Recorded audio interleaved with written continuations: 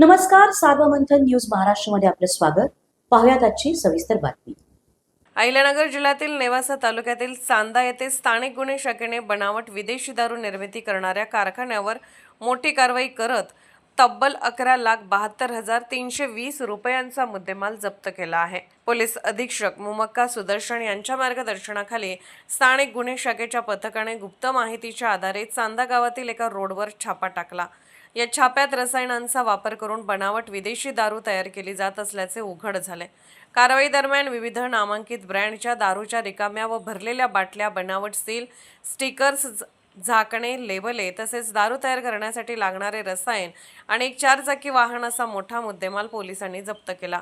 या प्रकरणात संदीप शिवाजी गायकवाड व जावळे यांच्यासह एका अज्ञात व्यक्तीविरुद्ध गुन्हा दाखल करण्यात आला आहे. मुख्य आरोपी संदीप गायकवाड हा सध्या फरार असून त्याचा पोलिसांकडून शोध सुरू आहे.